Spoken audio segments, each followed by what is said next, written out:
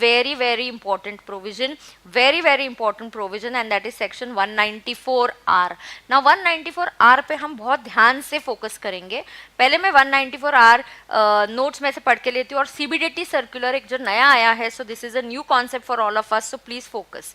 यहाँ पे है 194R. Do you remember in PGBP, I had taught you in section 28 any gifts, benefits or perquisites arising out of business.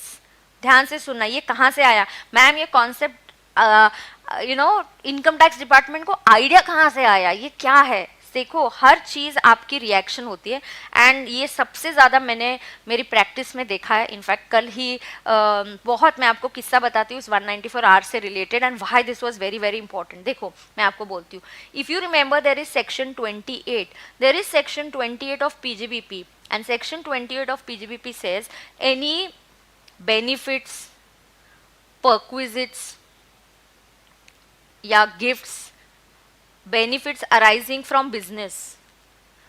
कहाँ से arise हो रहे हैं, अराइजिंग फ्रॉम बिजनेस और profession. Arising from where, arising from business और profession. So if any benefits और perquisites are arising from business or profession,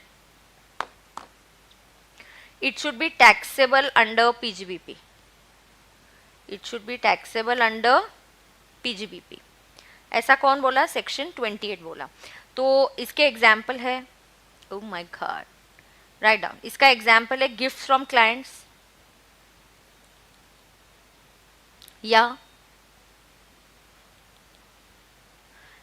आपको voucher मिला, ट्रैवल कूपन मिला, ट्रैवल वाउचर मिला for achieving some sales target.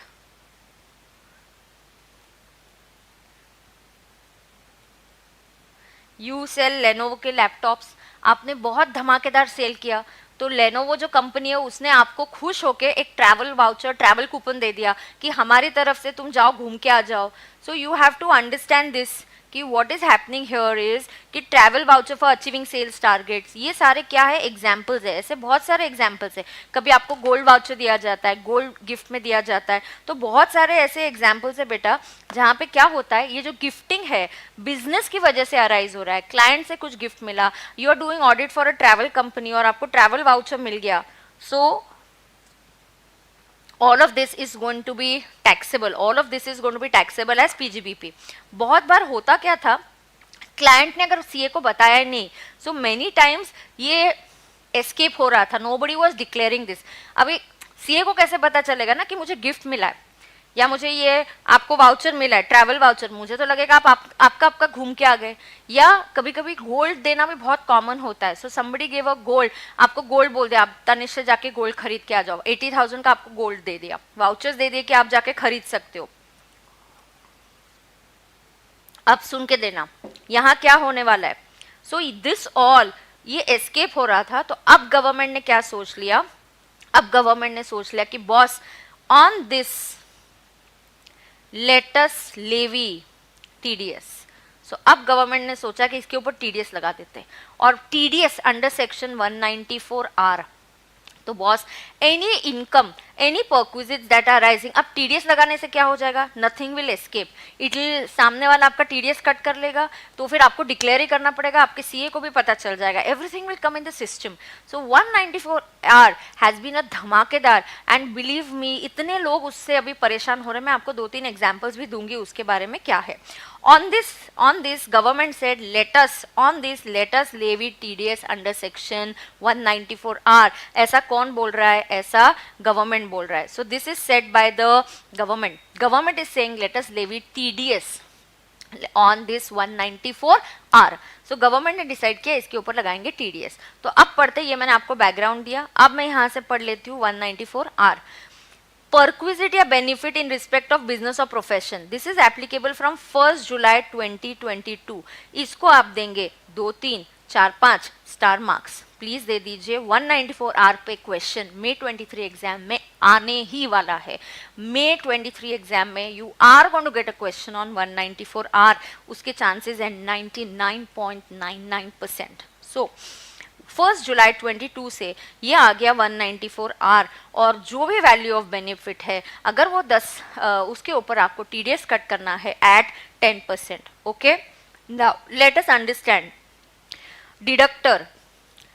Resident is providing a benefit to another resident. तो basically एक resident है और वो दूसरे रेसिडेंट को ये बेनिफिट दे रहा है. ये बेनिफिट एक परक्विजिट है जो बिजनेस से अराइज हो रहा है. ये बेनिफिट एक परक्विजिट है जो बिजनेस से अराइज हो रहा है because of exercise of business, और it is because of exercise of the profession. Now perquisite may be monetary और it may be non monetary. Perquisite कैसा हो सकता है?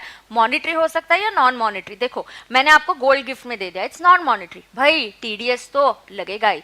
सो जो बेनिफिट आपको मिल रहा है it may be in cash, it may be non cash benefit. किसको ये प्रोविजन एप्लीकेबल है? इंडिविजुअल और HUF whose turnover in last FY does not exceed 50 lakhs or 1 crore need not deduct TDS under 194R. So this is again a very important provision. Again what is also very important, cash में हो या non cash आपको TDS तो करना ही पड़ेगा. और किसको TDS का प्रोविजन अप्लाई नहीं करेगा? The TDS provision will not apply अगर लास्ट ईयर में आपके जो प्रोफेशनल रिसीट्स या लास्ट ईयर में आपका जो बिजनेस का टर्नओवर एक्सीड्स 1 CR. प्रोफेशनल की 50 लाख, बिजनेस का टर्नओवर 1 CR. करेक्ट? हाँ. क्या यहाँ पे टीडीएस के अमाउंट के लिए कोई लिमिट है? हाँ, टीडीएस के अमाउंट के लिए यहाँ पे लिमिट है 20,000. What is the limit here? 20,000. So what is the limit here बेटा? The limit is 20,000. मतलब up to 20,000 का साल भर में बेनिफिट मिला तो नो टीडीएस. 20,000 के ऊपर बेनिफिट मिला तो पूरे अमाउंट पे टैक्स लगेगा. तो पूरे अमाउंट पे टैक्स लगेगा, तो आपको पूरे अमाउंट पे टैक्स देना पड़ेगा. Is that clear to everybody? Yes. चलो अब क्लैरिफिकेशंस पहले मैं एक्सप्लेन करती हूँ और फिर ये क्लैरिफिकेशंस यहाँ से मैं आपको बता देती हूँ. ठीक है, just note this down.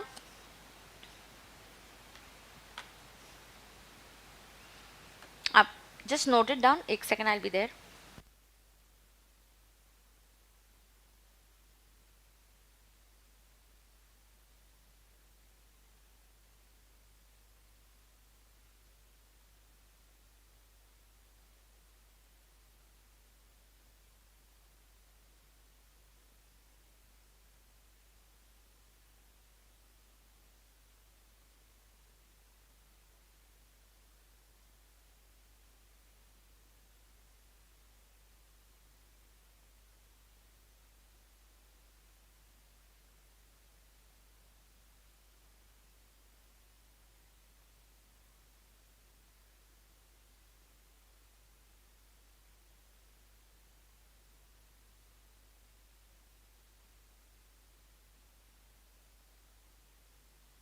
All right, okay, let's continue. आज का लेक्चर का टाइमिंग मॉर्निंग है इसलिए अटेंडेंस कम है क्या? ठीक है, अब सुन के लेना क्लैरिफिकेशंस. अब मैं आपको देती हूँ क्लैरिफिकेशंस, मेरे साथ नोट करते जाना आप लोग क्लैरिफिकेशंस. एंड ये क्लैरिफिकेशन एक सर्कुलर के through, clarifications by CBDT circular.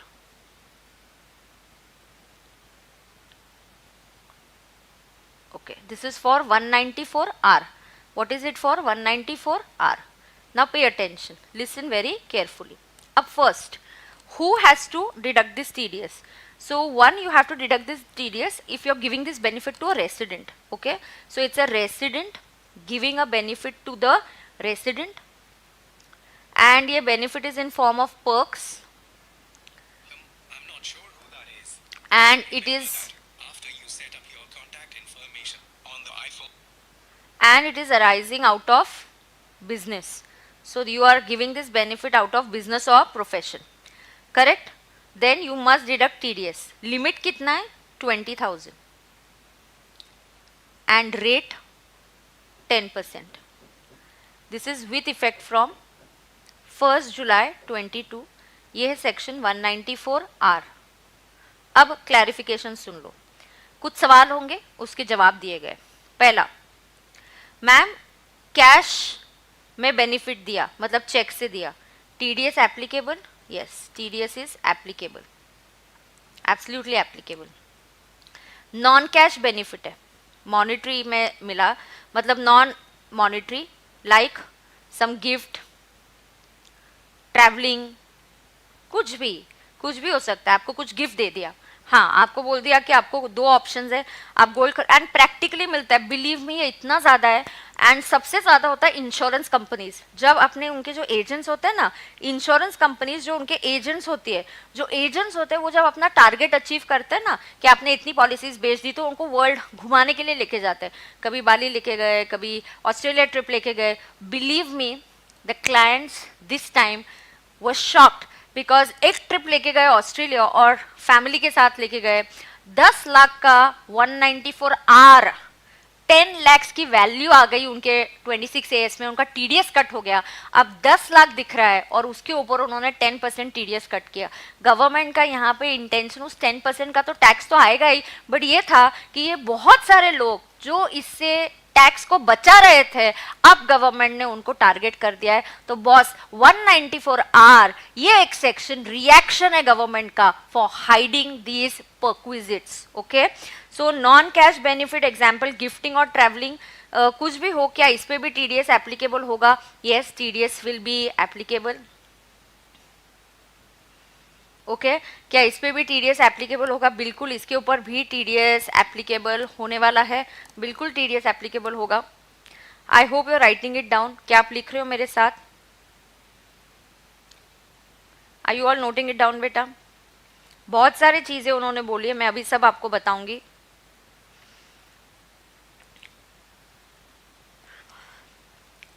The benefit may be a capital asset also, car may be a capital asset, example car. तो ऐसा भी है ना कि आपने टारगेट अचीव कर लिया तो बॉस आपको क्या, आपने टारगेट अचीव कर लिया तो आपको कार दे देंगे, तो बॉस क्या होने वाला है? क्या इस पे भी टीडीएस एप्लीकेबल? बिल्कुल हाँ, इस पे भी टीडीएस एप्लीकेबल होगा, लिख के ले लो।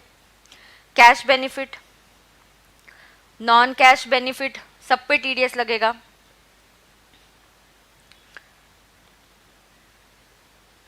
आ गया।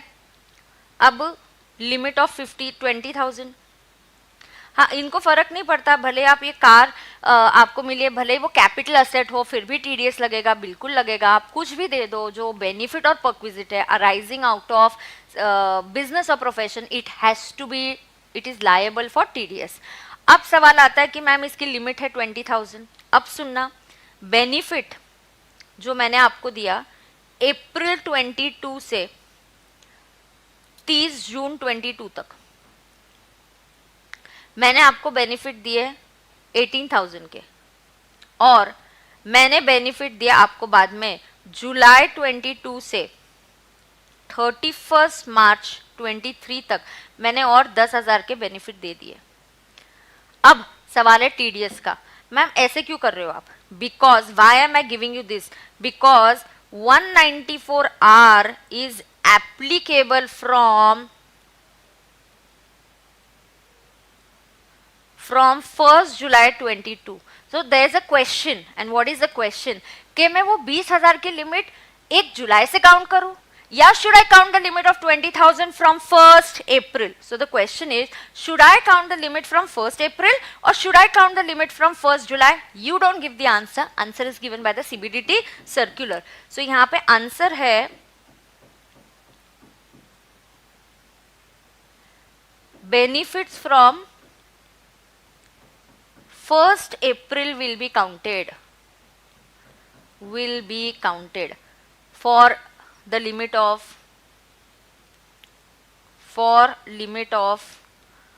20,000। हाँ, तो अब आंसर देखना यहाँ पे क्या है, टोटल कितना हो गया 28। या so one second, I right it here. So what is the total?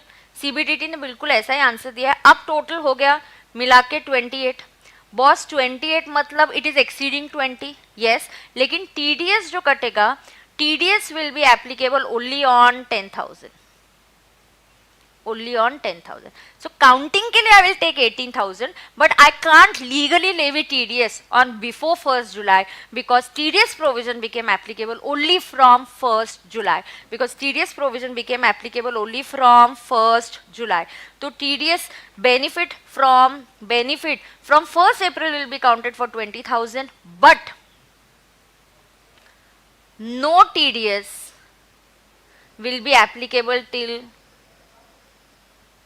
no TDS will be applicable till 30th June. No TDS will be applicable till 30th June. Please आप मेरे साथ लिखते जाइए, बहुत इजी और सिंपल लैंग्वेज में दिया है.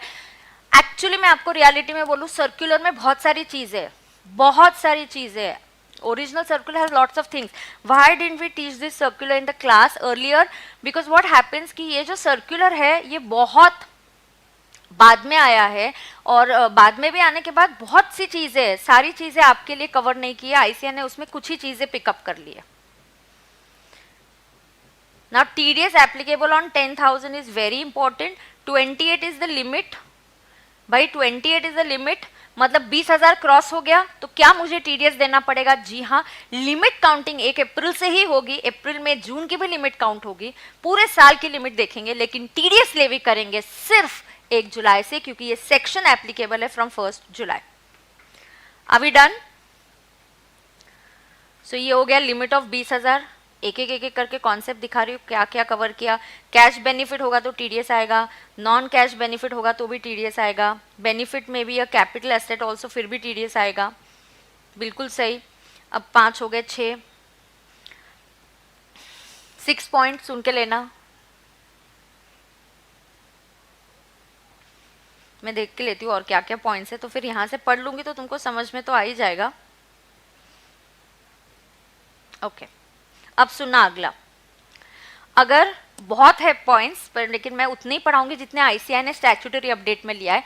सर्कुलर में और भी पॉइंट्स है, लेकिन मैं वो कवर नहीं करूंगी, क्योंकि आपको जितने सिर्फ स्टैट्यूटरी अपडेट में है वो ही है. ठीक है, अब सुन के लेना. 6, व्हाट इफ द परक्विजिट, जो बेनिफिट मिल रहा है, ओके ना, आपको जो भी बेनिफिट मिल रहा है,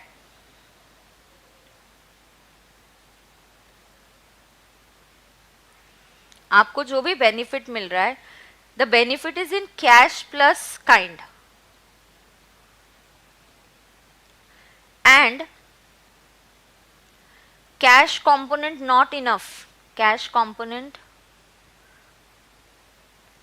is not enough to deduct TDS.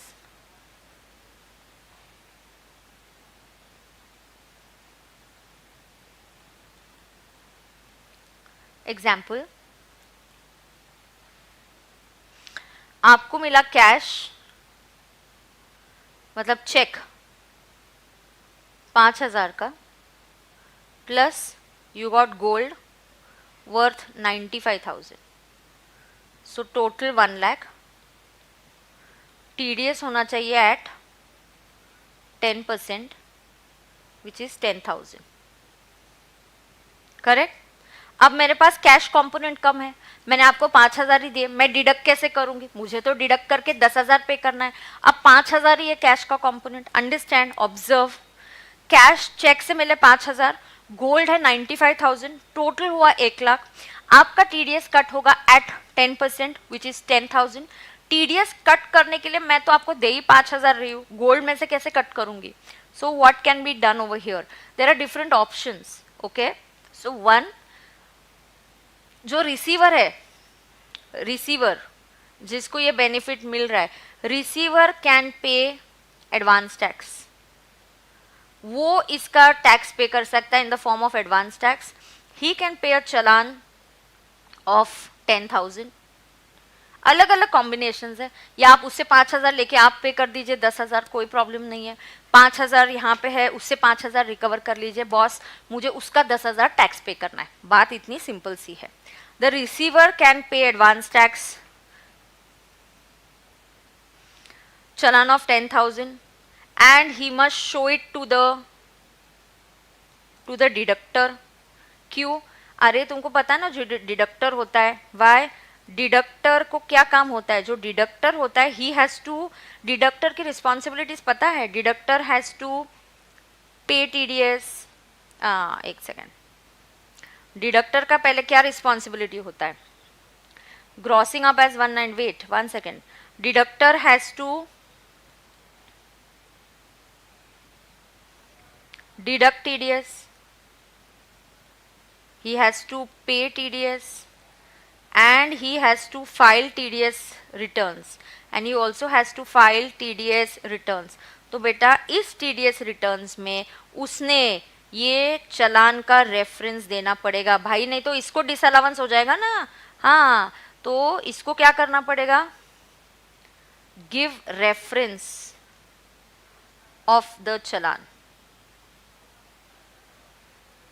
Give reference of the challan. ये जो 10,000 का चलान है इसका आपको रेफरेंस देना पड़ेगा. झेपता है क्या, देखो.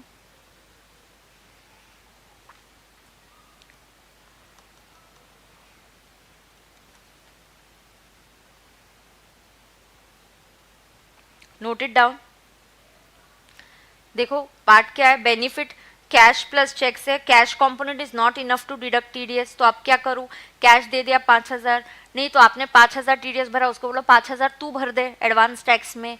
हाँ, you pay this 5,000 and show me, give me a certificate, give me a copy of the challan, I am going to record it in my TDS return. तो मेरे टीडीएस रिटर्न में मैं इसको अपडेट कर दूंगी.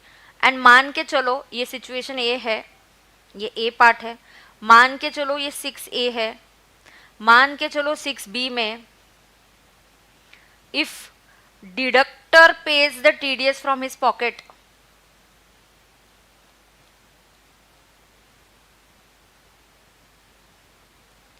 Then TDS amount will also be added in the perquisite value.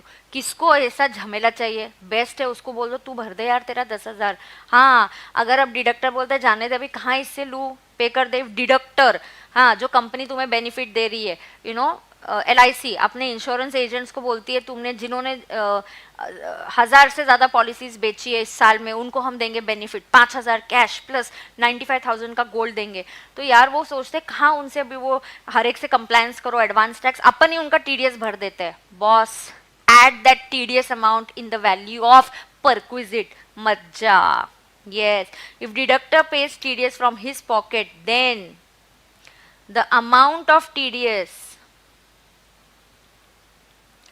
will also be treated. तो आपको वो इंक्लूसिव करके उसको ग्रॉसिंग अप करना पड़ेगा. Will also be treated as the value of benefit under 194R. या सो अब डिडक्टर सोचता है कि यार मैं तेरा बेनिफिट मैं दे देता हूँ, तो यार तुमको याद रखना कि उस टीडीएस की वैल्यू को भी आपको क्या ट्रीट करना पड़ेगा, it will be treated as the income. It will be treated as income. क्या रे अटेंडेंस क्यों कम है आज, क्या हुआ?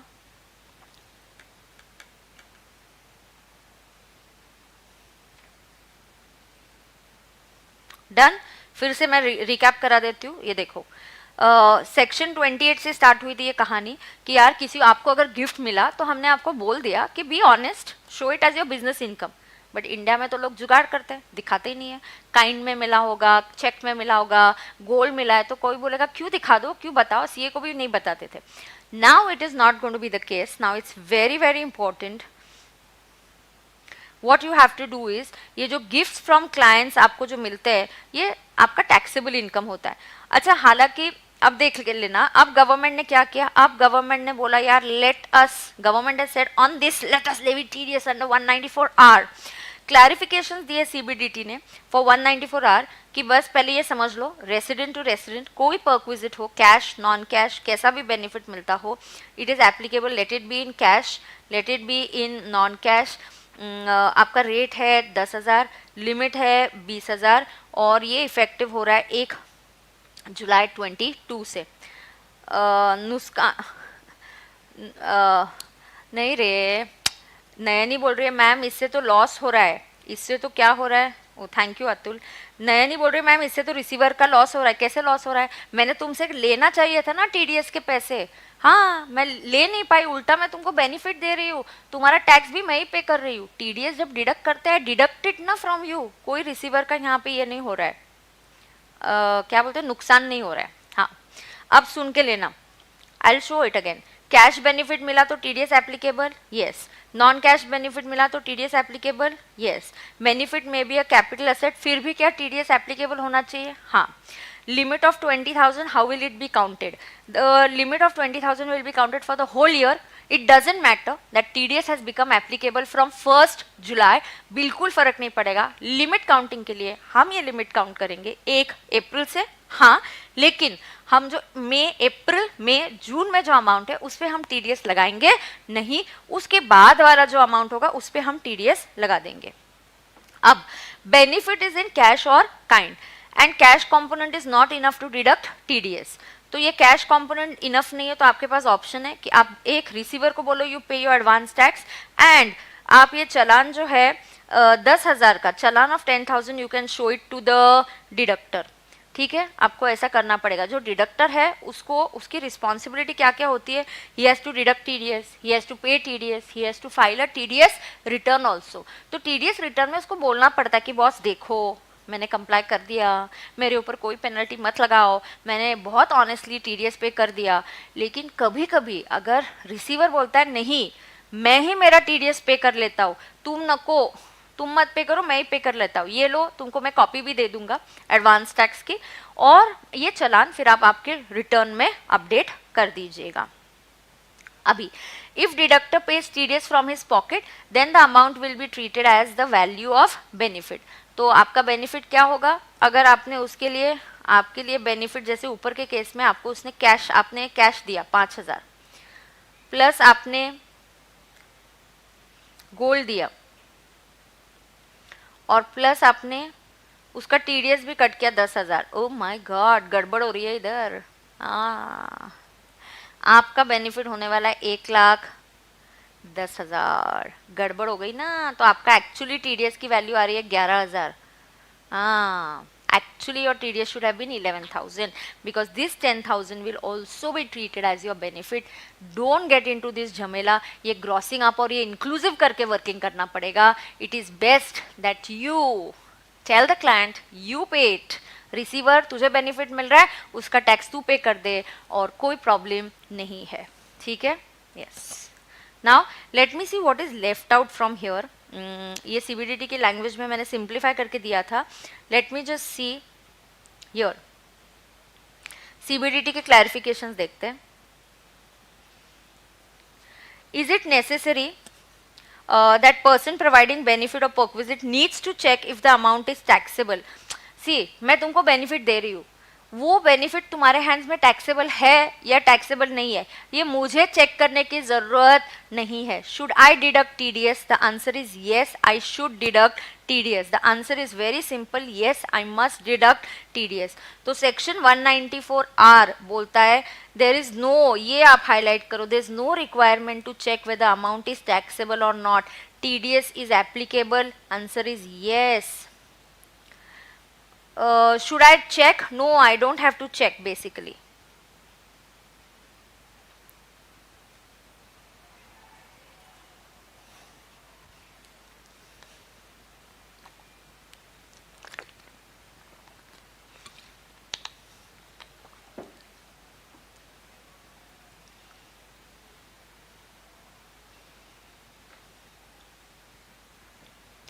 नयनी उसकी इनकम मानी जा रही है तो उसको फायदा भी हो रहा है ना. अरे तो ऐसे क्या करते तुम लोग, तुम्हारा बेसिक फंडा गलत जा रहा है. See here, when the benefit is like this 10,000 who should pay? I should recover it from the receiver. Okay, now I'll tell you. See, if I give check of 1 lakh as a benefit target achieve करने पे, तो ideally उसको पे करते वक्त मैंने कितना पे करना चाहिए? 90,000. क्यों? I should pass an entry no and I should deduct TDS of 10,000. मैंने कितना TDS कट करना चाहिए? 10,000 का, है ना. तो उसको 1 लाख नहीं मिलना चाहिए, उसको कितना मिलना चाहिए? 90,000 ही मिलना चाहिए. और 10,000 आई शुड डिडक्ट. तुम TDS की कॉन्सेप्ट भूल गए. I have to deduct it and then pay it to the government. हाँ, बट मैं डिडक्ट ही नहीं कर रही हूँ और TDS भी मैं ऊपर से पे कर रही हूँ, तो तुझे एडिशनल पैसे मिले ना. So that is your benefit. So that is your benefit. Nikhil तू लेक्चर सुन यार. मैम अपडेटेड रिटर्न भी बता दो. अपडेटेड रिटर्न पार्ट 1 में कवर हो गया है. अपडेटेड रिटर्न पार्ट 1 में कवर हो गया है. ठीक है. हाँ ठीक है, अब coming back here, don't do that. You join the lecture in between and then you want it to go as per your flow. ऐसे कैसे चलेगा?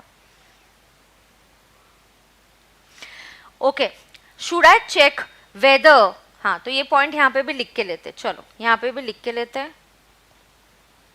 Point number 7, there is no need for deductor. मतलब वहां complicated language में दिया है, यहाँ मैं सिंप्लीफाई करके दे रही हूँ. There is no need for deductor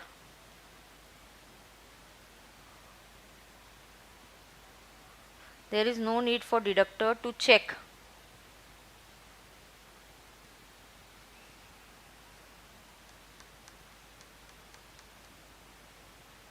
there is no need for deductor to check whether the benefit given to the deductee is taxable in his hands or not.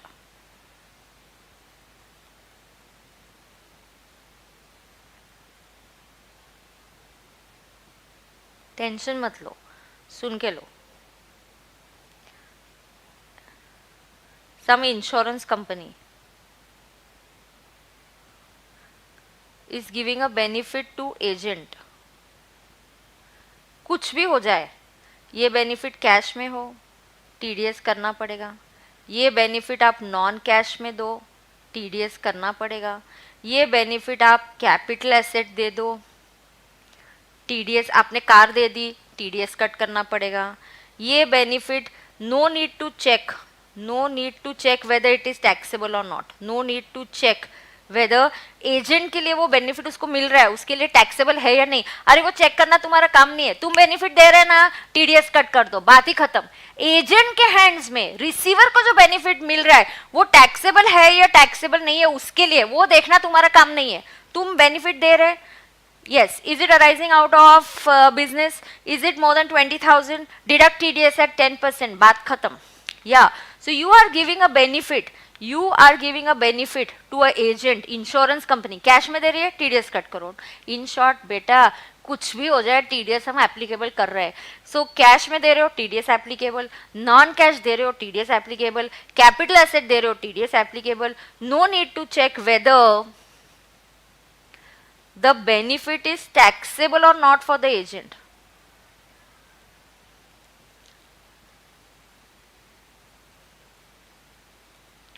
No need to check whether the benefit is taxable or not for the agent. ये कोई देखने की जरूरत है ही नहीं. Agent के लिए भाई वो टैक्सेबल है या वो टैक्सेबल नहीं है तुम देखो ही मत. आपको तो इसके ऊपर टैक्स देना ही, टीडीएस तो कट करना ही पड़ेगा. एंड इनफैक्ट टीडीएस कट करना है, मैंने उसको पूरा कार ही दे दिया. Okay, now if you just give car of 10 lakhs, आपको टीडीएस कितना करना पड़ेगा? 1 लाख. तो भाई ये 1 लाख अभी कैसे पे करोगे? या तो उससे ले लो कैश में, फिर पे कर दो, या उसको बोल दो भाई तू पे कर दे 1 लाख एडवांस टैक्स और मुझे चालान दे दे. Yes, so you have to understand this. कुछ भी हो जाए, हमारा बोलने का मतलब ये है बॉस टीडीएस तो कट करना ही पड़ेगा. वो हमारे इंफॉर्मेशन, हमारे सिस्टम में आने चाहिए ऐसे लोग, क्योंकि ये जुगाड़ कर रहे थे. कार इनको गिफ्ट मिल रही थी और इन्होंने आज तक कभी डिक्लेयर ही नहीं किया अपना इनकम. उसके लिए जो बेनिफिट दे रहा है उसको बोल दिया 194R का टीडीएस एप्लीकेबल कर दो. ये बहुत इंपॉर्टेंट लेक्चर है आज का. जिन्होंने क्लास किया है, क्लास नहीं किया है, सबके लिए. निखिल तूने पहले का लेक्चर नहीं देखा क्या बेटा? कार ये 1 लाख का टीडीएस आप कैसे करोगे? हाँ, आप बोलते हो टैक्स भी मैं पे कर लेता हूँ. जाने देना नहीं. वैल्यू ऑफ बेनिफिट 11 लाख हो जाएगा, फिर से वो उल्टा वर्किंग, फिर से वो inclusive working. Don't do that. ठीक है, तो आप वो टीडीएस को काउंट करोगे तो वो ग्रॉसिंग अप में चला जाएगा, आपको उसके ऊपर भी टीडीएस कट करना पड़ेगा. So please understand, either there is a option that ये 1 लाख जो है वो डिडक्टी, तुमको डिडक्टी समझ में आना चाहिए. Insurance company is the deductor, they are the giver of benefit. Agent is the deductee and receiver of benefit, and generally ये जो बेनिफिट है for agent, this benefit will be income. ये logic है। और लोग ऐसे इनकम का जुगाड़ कर रहे थे, डिक्लेयर नहीं कर रहे थे, इसलिए गवर्नमेंट का रिएक्शन है 194R बेटा जी। देखो अभी क्लैरिफाई हुआ कि नहीं अच्छे से? तो आप बोलो डिडक्टेड टू पे, एजेंट तू ही पे कर दे और चलान की कॉपी दे दे आपको, and take a copy of challan and take challan copy, that's the best thing. If deductor pays from pocket, अपनी जेब से पे किया, then it should be added in value of perquisite. ज्यादा कॉम्प्लिकेटेड क्वेश्चंस नहीं आएंगे, बहुत सिंपल क्वेश्चन आएंगे।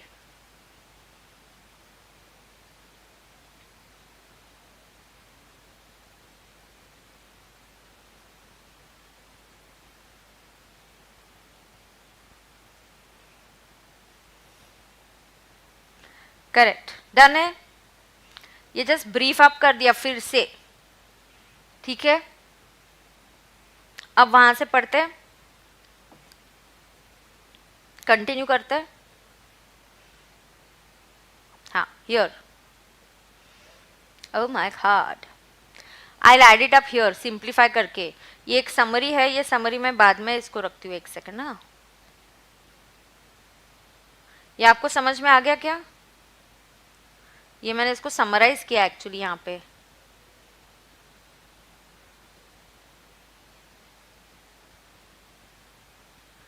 Got it? अब 7 पॉइंट तक आ गया, अब 8 बताती हूँ, सुन के लेना। 8, समटाइम्स बैंक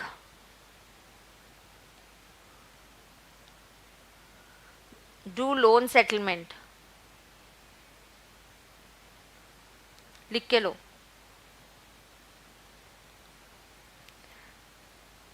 बैंक, मोटा भाई, ज्यादा लोड मत लो इसका, बैंक एंड मोटा भाई।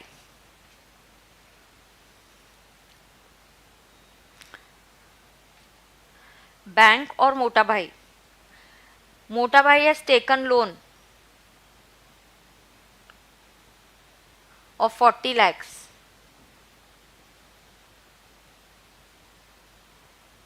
not able to pay,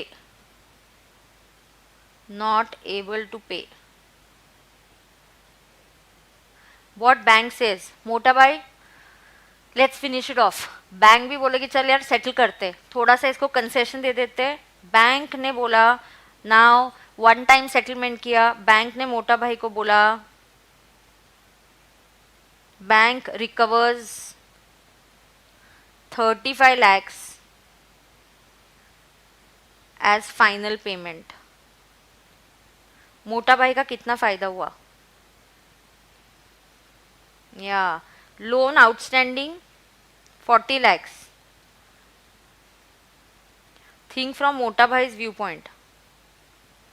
मोटा भाई का loan outstanding 40 lakhs, but Mota Bhai page 35 lakhs। This benefit, कितना फायदा हुआ मोटा भाई का? 5 lakhs। Ideally this 5 lakhs is मोटा भाईज इनकम। क्या फायदा हुआ ना?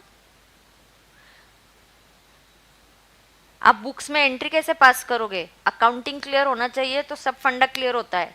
अब देखो उसके बुक्स में लोन अकाउंट है, he will say loan account debit, outstanding दिख रहा था 40 लाख, उसको अभी डेबिट करेगा टू बैंक। कितना देगा बैंक से? 35 lakhs टू इनकम 5 लाख। हाँ, अब बैंक्स ने सीबीडीटी को पूछा क्या इस 5 लाख पे हमने मोटा भाई का टीडीएस कट करना चाहिए? तो गवर्नमेंट ने बोला मत करो, जरूरत नहीं है। ऑलरेडी बैंक का नुकसान हो गया है कि 40 लाख के बदले उनको 35 लाख ही मिला है। ऑलरेडी बैंक का नुकसान हो गया, they've already taken a haircut. Haircut means they've cut down the amount that they received. So loan account debit, see, understand it very carefully. Sometimes banks do loan settlement. Banks क्या करती है? Loan settlement. Example, नहीं नहीं, ये cash non cash भी निखिल है ना बेटा, नॉन कैश पे भी आपको टीडीएस तो कट करना ही है. तो बैंक्स ने इस टाइप का सवाल सीबीडीटी से पूछा, हम क्या करें इस केस में. Again understand, Mota Bhai has taken a loan of 40 lakhs, not able to pay. Bank उसके पीछे पड़ी यार, चल एक वन टाइम सेटलमेंट कर दे. मोटा भाई ने सोच लिया चलो ठीक है, कुछ नहीं, अभी घर ही बेच देते हैं, क्या करूँ अभी पैसे कहाँ से दूँ, बैंक तो पीछे पड़ी है.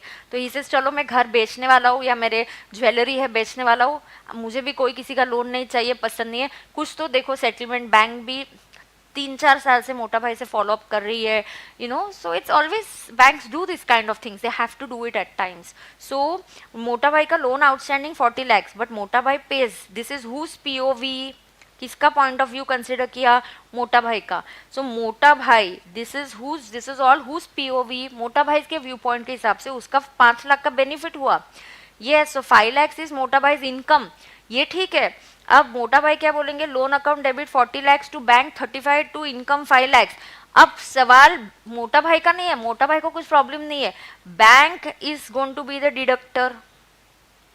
तो बैंक को सवाल आता है, question mark. Bank is asking, bank क्या कर रहा है, bank is asking, what it is asking, should we deduct TDS.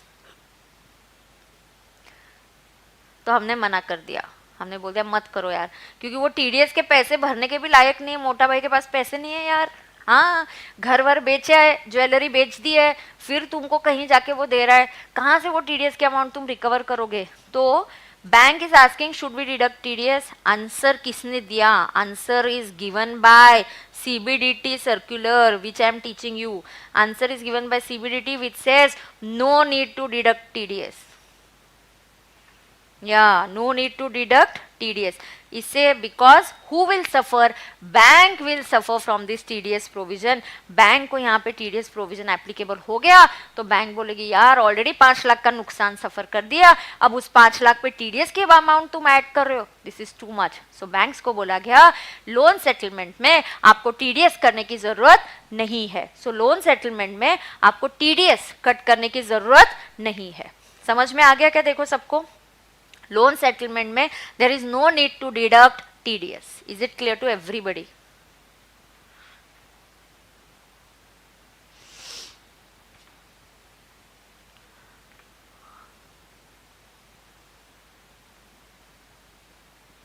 Check कर लो.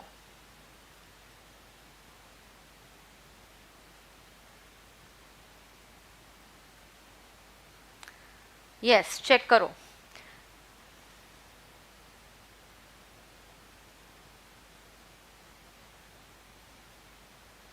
This is one of the easiest and quickest lecture of 194 hour that you're going to see. फिर भी नहीं निखिल, कुछ भी हो गया तो भी टीडीएस नहीं आने वाला है. सवाल ये है कि बैंक टीडीएस नहीं करने वाली है, और क्या बैंक को डिबेंचर्स चलेंगे, अपनी मर्जी नहीं है मोटा भाई, बैंक डिबेंचर लेके क्या करेंगे. बैंक बोलेगी नहीं चाहिए बॉस, तू बेच ले, डिबेंचर है तेरे पास तो बेच दे डिबेंचर, हमको पैसे दे दे. मोटा बैंक क्यों उसके डिबेंचर्स लेगी क्या. हाँ, and this provision is only for banks. हाँ, कि टीडीएस मत करो, बैंक्स, एनबीएफसीज, कोऑपरेटिव सोसाइटी, उनके लिए ये प्रोविजन है. ठीक है, बैंक हो गया. अभी 1 मिनट, 9 पॉइंट उधर से देखती हूँ कौन सा पॉइंट रह गया है. उधर से यहाँ पे थोड़ा मैं इजीली एक्सप्लेन कर रही हूँ ना आपको, मतलब इजी लैंग्वेज में लिख के दे रही हूँ. पढ़ के लेती हूँ, यहाँ से कुछ बचा होगा तो अपन वहाँ कर लेंगे मार्किंग. चलो, I think it's almost done. Another 15 minutes or so I should be able to finish this lecture. First, is it necessary for me to check if the amount is taxable? यार तेरे hands में tax आ रहा है या नहीं आ रहा है, मैं तुझे बेनिफिट दे रहा हूँ, मैं जब बेनिफिट दे रहा हूँ 20,000 के ऊपर चला गया तो मुझे तो TDS कट करना पड़ेगा, तो मुझे तो TDS कट करना पड़ेगा. 1 second, I'll just take this call.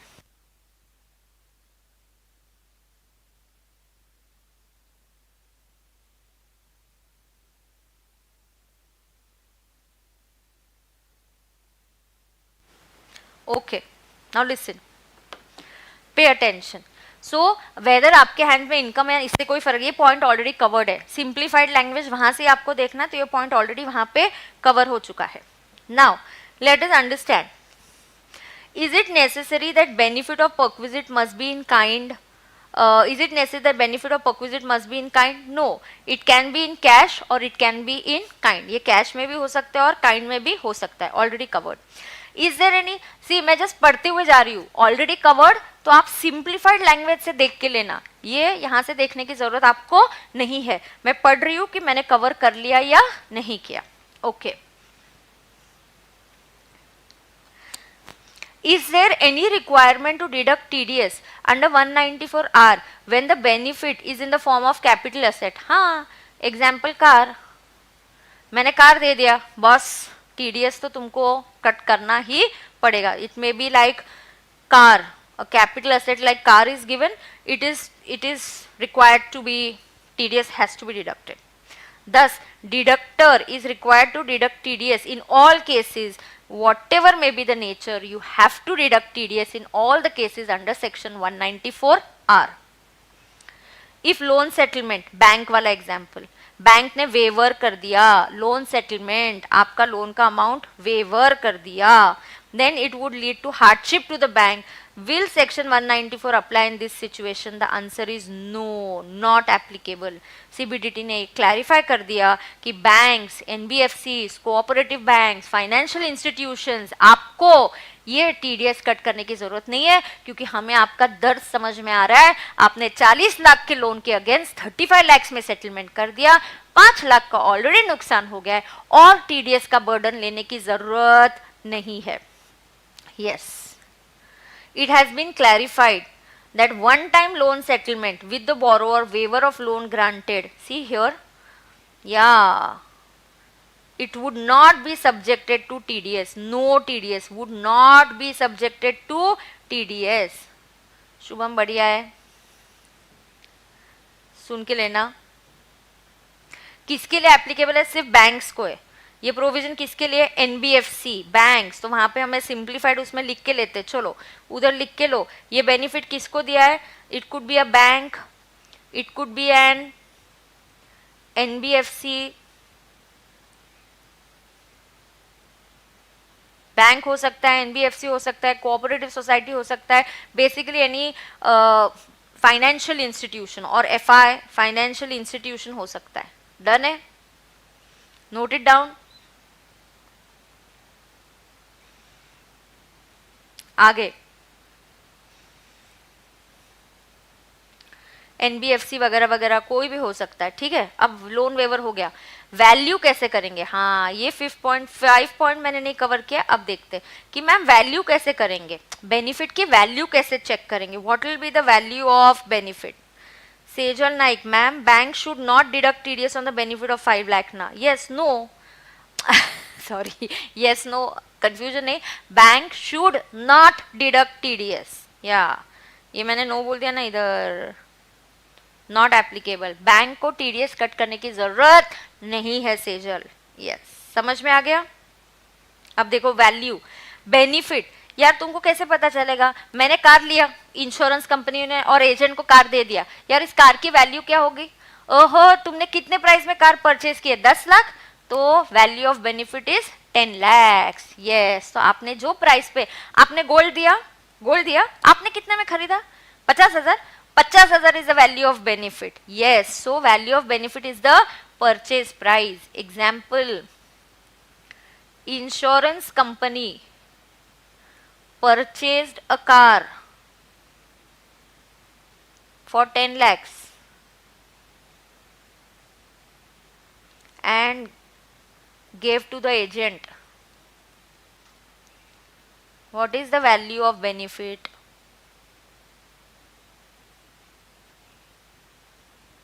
Is equal to 10 lakhs.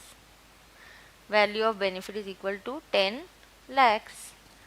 झपता है? Value of benefit is 10 lakhs. ये important है. 5A, 5B and 5A and 5B बताऊंगी. लिख के लो. Insurance company purchased a car for 10 lakhs. Come on.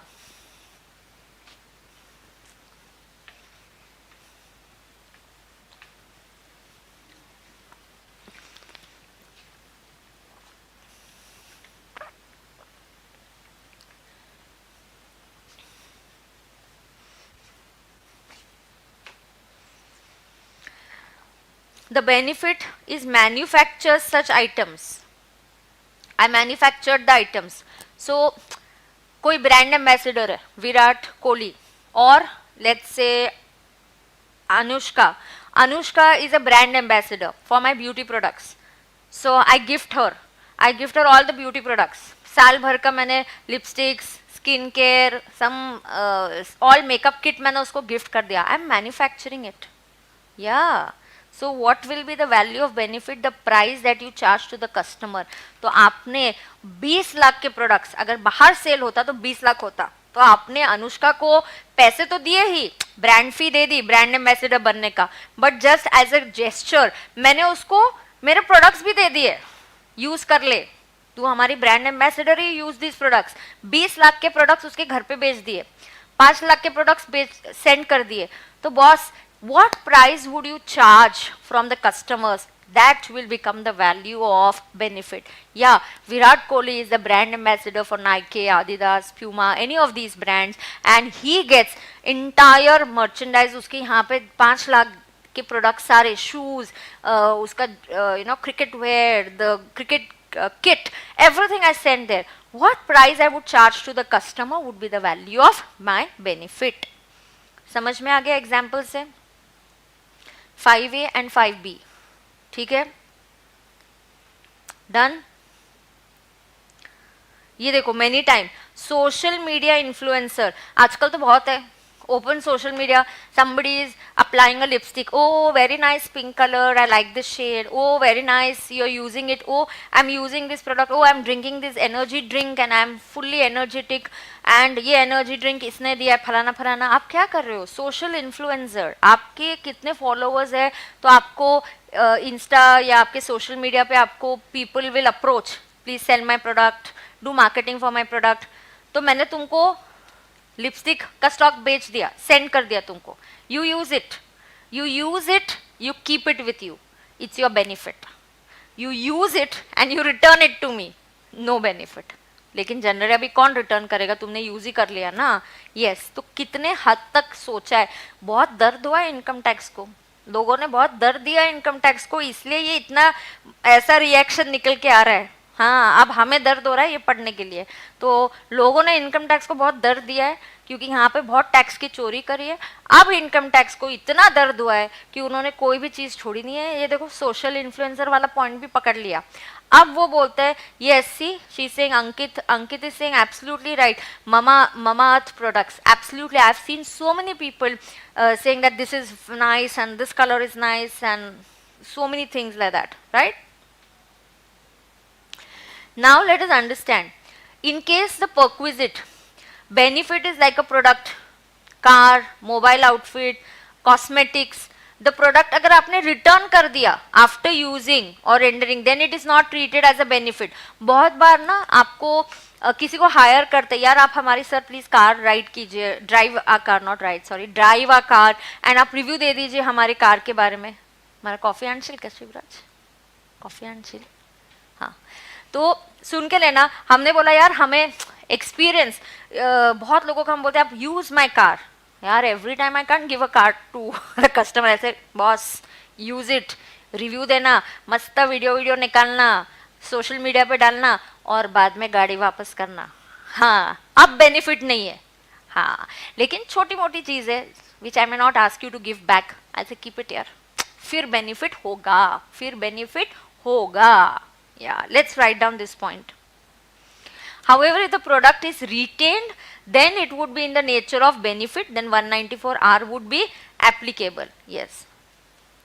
तो 7, 8 भी हो गया. 9th social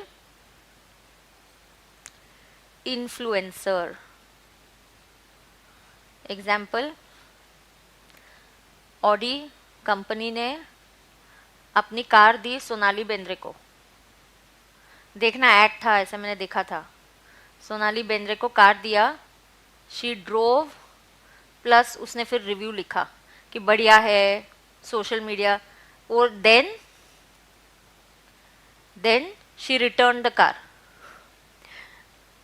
हाँ, वो ऑडी कंपनी को परवड़ता है तो रख दे दो कार दे दोगे तो सोनाली बेंद्रे को बेनिफिट मिल जाएगा, बेनिफिट मिल जाएगा तो परक्विजिट आ जाएगा, और परक्विजिट आ गया तो टीडीएस भी करना पड़ेगा। मजा। Sonali Bendre drove the car, she gave a review, then return the car. Oh my God, then what? No benefit, no TDS. 9A, लेकिन 9B कॉस्मेटिक्स वर्थ 2 लाख, किसको भेजेंगे रे? चमेली। शी यूजेस प्लस रिव्यू करेगी प्लस सोशल मीडिया पे upload करेगी and not returned, retained, उसने रख लिए। एक मिनट, प्रोडक्ट्स रिटेन्ड, क्या लिखेंगे? Products retained. कितना सोचा देखो इनकम टैक्स ने। अब मजा है। अब ये जो लोग सब यूज कर रहे थे ना, 2 लाख के प्रोडक्ट आ गए, मामा अर्थ का एक बॉक्स आ गया प्रोडक्ट्स का, ऑल पिंक के शेड्स आ गए, फिर आपने यूज कर लिया एक, बाकी रख लिए, एक ही सोशल मीडिया पे यूज करके दिखा दिया, बाकी के आपके पास है। बॉस आप अभी तक टैक्स नहीं दे रहे थे, अब इस पे टीडीएस कटेगा, बिल्कुल आपके इनकम में ऐड किया जाएगा। चमेली uses reviews plus social media products retained by her. Majja. Then it's a benefit. TDS applicable. Best है कि नहीं?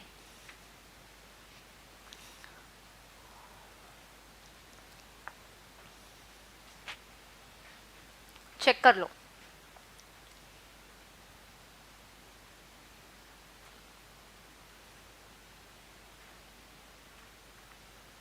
डन है?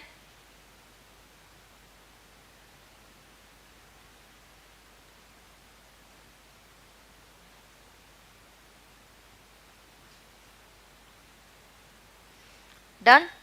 तो वो पॉइंट वहां नहीं था, तो मैं इजी लैंग्वेज में यहाँ पे लिख के दी आपको। ठीक है। अच्छा, यहाँ पे वैल्यू क्या होगी? वैल्यू ऑफ बेनिफिट क्या लिया जाएगा? The price for customers. अगर आपने इतने प्रोडक्ट्स दिए और जिसका प्राइस कस्टमर्स के लिए 2 लाख था, तो भाई इसकी वैल्यू हो जाएगी 2 लाख। तुमको झेपता है ना? जरा मेरे को बताओ, तो आई एम ऑल्सो अंडरस्टैंडिंग।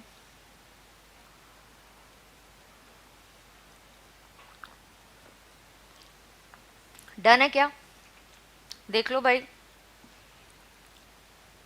अब आगे पॉइंट्स पढ़ती हूँ तो यहाँ पे नोट कर रही हूँ। तो ये कैसे, मैंने सब आपको नोट करके दिया इजी लैंग्वेज में। अब देखो, ये भी हो गया। अगर partly in kind and partly in cash, cash is not sufficient, ये मैंने कवर कर दिया है। यस, तो देखो यहाँ क्या बोला है, the deductor may rely on declaration along with a copy of advance tax payment challan by the recipient saying that tax required to be deducted has been deposited, या tax has been deposited. This, तो I have to report it in my TDS return along with the challan number. तो cash, you remember the example of 5,000 cash and 95,000 in gold, या तो product which is given one time use, नवीन कर देंगे tax. अभी उसने P तो लिया, उसने कुछ ड्रिंक पी लिया, वाह क्या कॉफ़ी है, ये इसकी कॉफ़ी मिल रही है, यू नो आजकल कोल्ड कॉफ़ी वगैरह, फिल्टर कॉफ़ी, कई बॉटल्स या कुछ सैशेज आ रहे हैं, तुमने कंज्यूम कर लिया 10 रुपए का, तो 10 रुपए का आ जाएगा, बट वो 20,000 के अंदर है तो टीडीएस नहीं कटना है वैसे भी।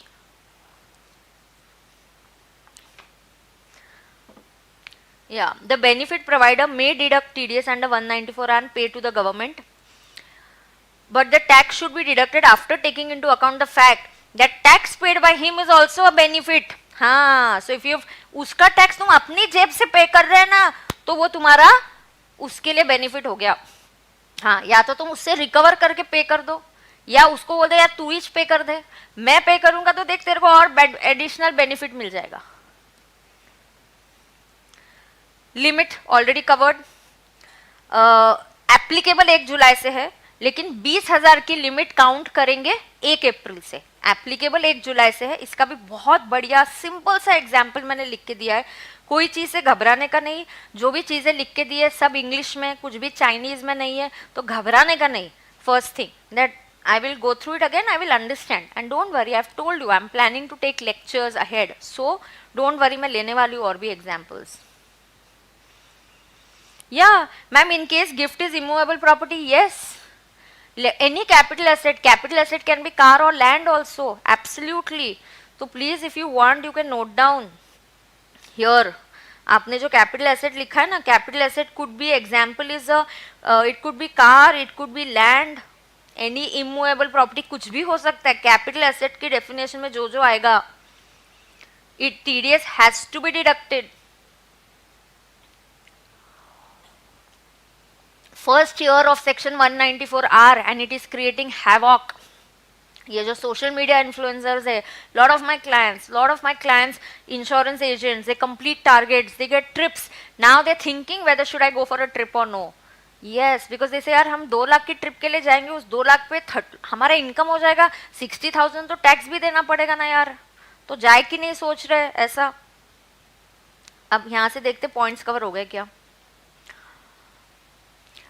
या issuance of bonus, last point, wow I finished, हो गया। टीसीएस में एक छोटा सा चेंज है, फिर मैं अगला प्लान आपको बताती हूँ मैं क्या करने वाली हूँ।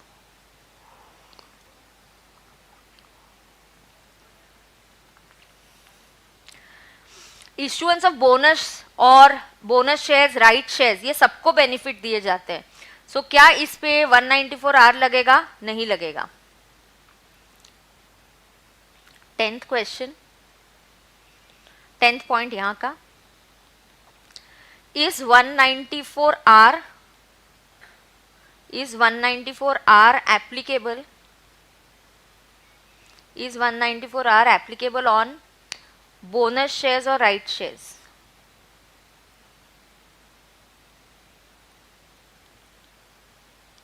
तो answer is no, we have said no. नहीं, इस पे नहीं लगाना, बस हो गया, नहीं चाहिए।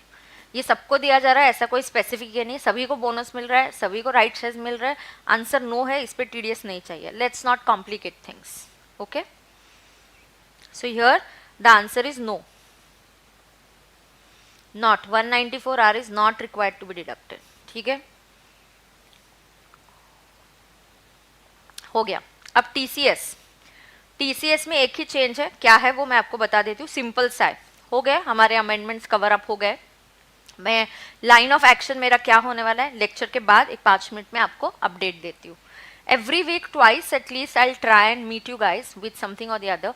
Next week I take GST amendment का लेक्चर, बहुत सिंप्लीफाई करके नोट्स दूंगी, आपको डरने की जरूरत नहीं है।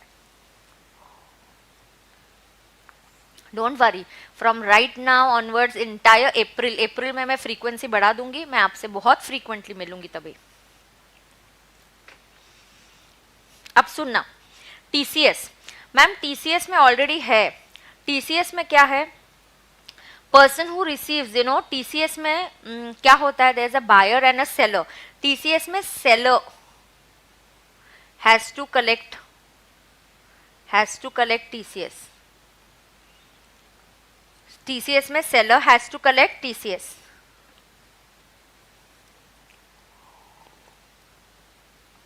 ओके, अब सेलर को क्या होता है, जब मैं सेलर पैसे लेता है, मैं पैसे टूर के लिए ले रही हूँ, tour operator, so this is foreign currency. मैं पैसे आपसे टूर के लिए ले रही हूँ, या मैं पैसे आपसे, आप इंडिया के बाहर पैसे भेज रहे हो फॉरेन करेंसी में, आइदर टूर के लिए भेज रहे हो, पढ़ाई के लिए भेज रहे हो, इंडिया के बाहर भेज रहे हो, तो आपको टीसीएस करना होता है। When you send money outside India, जो रिसीवर है, जो सेलर है, वो टूर बेच रहा है, एजुकेशन बेच रहा है, he has to collect money. When he has to collect money, he is going to collect TCS also. Now, ये जो TCS की प्रोविजन है for tour operators, overseas tour operator, या आरबीआई की लिबरलाइज्ड रेमिटेंस स्कीम होती है, India के बाहर भेजे गए पैसे, उनके लिए ये एप्लीकेबल नहीं था अगर government was involve, state government, embassy, जो बायर है अगर वो गवर्नमेंट है, गवर्नमेंट, सीजी, एसजी, एम्बेसी, तो इनका टीडीएस कट करने की जरूरत नहीं थी। अब हमने बोल दिया भाई no need to deduct TDS even for a NR, जो पैसे बाहर रेमिट कर रहा है वो एनआर है, तो आपको उसका टीसीएस कलेक्ट करने की जरूरत नहीं है. Okay, so see here, one person is sending money, some person is sending money outside India, so there was TCS. TCS was not applicable if the person who is sending is government, central government, state government, यार उनको तो भेजना पड़ता है पैसा बाहर, embassies, उनको भी नहीं है. एनआर को भी अभी एप्लीकेबल नहीं कर दिया. बस इतनी सी बात है, डोंट वरी अबाउट इट. ठीक है.